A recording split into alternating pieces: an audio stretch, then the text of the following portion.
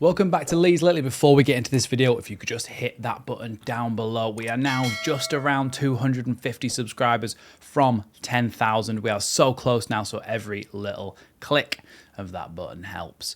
If you want to get any official Leeds United stuff, go to the link up there or in the description and use my affiliate link to go to the Leeds United store. Get whatever you like, and I will get a small affiliate kickback from that at no extra cost to you. And as well, if you check out the link in the description for my Etsy store, you will see that I have created Leeds United artwork and Leeds United prints for your walls. So yeah, go and check that out. Anyway, this is actually the second time I've recorded this video because I just went to edit it and the audio cut out about halfway through. So that's good. Let's get back to it then. So what I said basically was this video is going to be a bit of a kind of conversational video. I went on Joe Wainman's channel earlier today talking about kind of how nothing's happened in the last 9 days since Igor Paixão was pretty much announced to be going to Marseille. So there's not a massive amount going on in the world of Leeds United. So I thought we'd do today is take a look at Leeds United's potential lineup versus Everton. Now, on the transfer window, Leeds have got 2 weeks to bring in any players before this Everton game.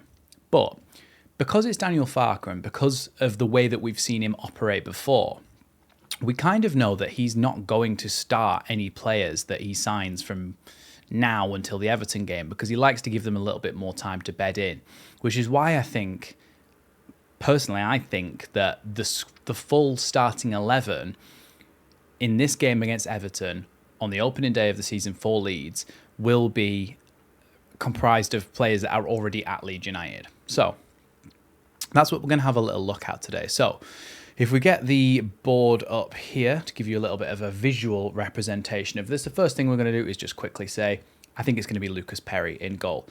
Now, Lucas Perry, of course, signed for Leeds from Lyon, is our best goalkeeper and is going to be our first choice going into the Premier League. I think Darlow will be the backup. But Perry, yeah, very good goalkeeper, offers a lot in terms of his actual saving ability, having an above average ability to save shots and a good height to him, good build, able to come and claim things and be strong. And he's also got that weird distribution where he hits it like a volleyball, which I'm excited to hopefully see this season. So Lucas Perry in goal. At the centre-backs, for this game specifically, it's going to be Struijk and Rodon. Now, the reason for that is Jakub Bijol is suspended. I made a video, a short / a TikTok, a couple of months ago, saying that Jakub Bijol will be suspended for the Everton game. And in the comments, I got people saying things like, this is completely wrong, laughing face, laughing face, laughing face.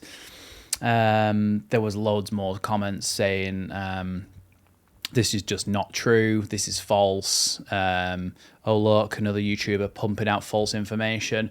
I would just like to say, vindication! I went through the comments yesterday. I was a bit petty and I went back and replied to them saying like you were saying and things like that. So yes, I was feeling in a bit of a petty mood. Do I regret it? No, probably not. So it's just the cat trying to get up onto the printer over there. So that was whatever loud bang you just heard. Weirdly, when I recorded this video the first time, she jumped on the desk and got right in the way of the camera. So she's obviously wants to be the star of the show. But you can't, it's my limelight. Anyway, we were talking about our defenders. So Struijk and Rodon are going to be the two defenders for this game.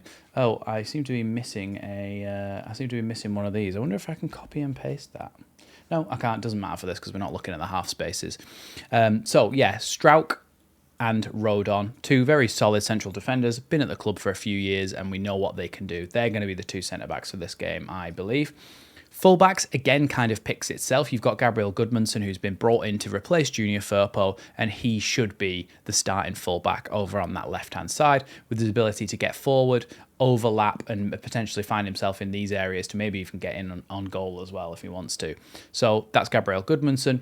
Over here, we know that Jayden Bogle picked up a little bit of a knock, but for me, if he's fit, it's Jayden Bogle. If he's not, it's looking like it might be Sam Byram, which a little bit worrying to start the Premier League with Sam Byram as a starting player.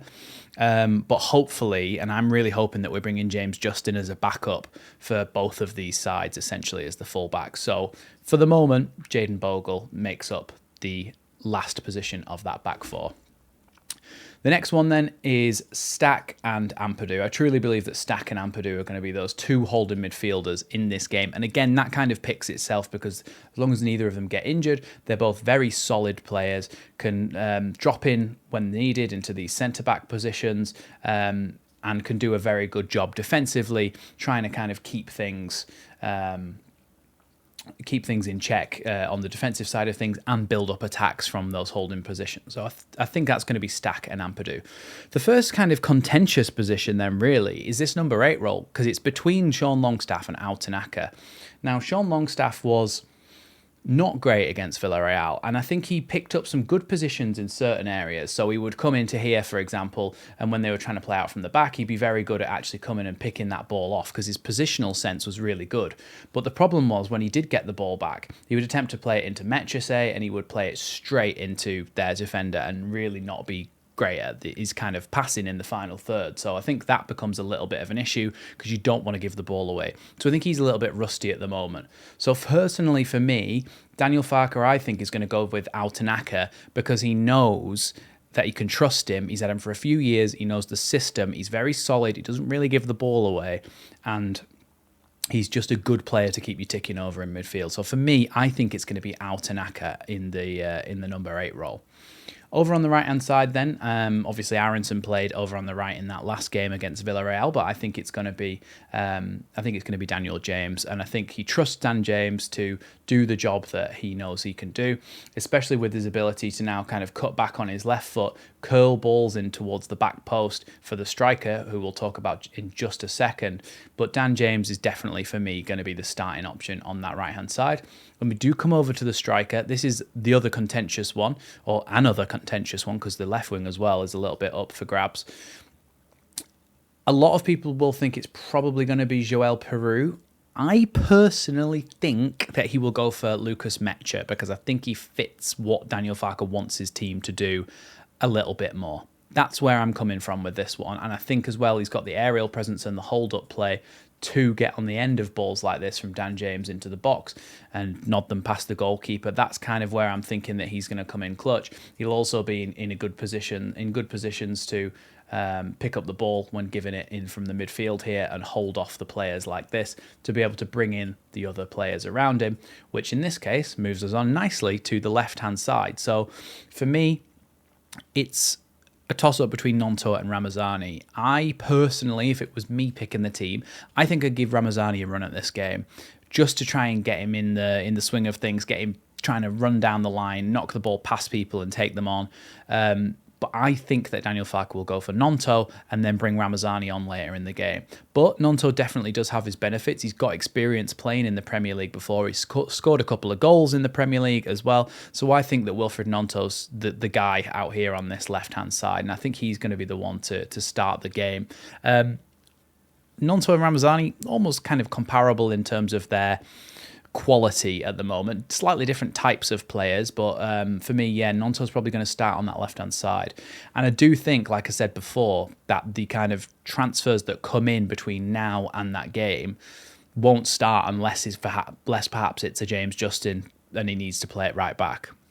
That's the only one that I can see really happening. I can't see him bringing in a striker and instantly being like, oh yeah, you're starting now. I think he's going to need some time to bed in whoever does come in those positions. So let me know what you think down in the comments below. Obviously, this is a little bit of just a casual chat between me and you. When we get closer to the game itself, I will do a proper tactical preview talking about the way that Everton are going to set up against us and the way that Leeds are going to play against Everton. Gives you a little bit of an idea when you're watching the game, what you're looking out for, etc. So yeah, plenty more videos to look out for on the channel. Hopefully we make some more signings soon. Let me know what you think of the starting 11 that I've picked and whether you think that will be the starting 11 or not. Get in the comments below. And yeah, thanks for watching Leeds lately, and I'll see you in the next one.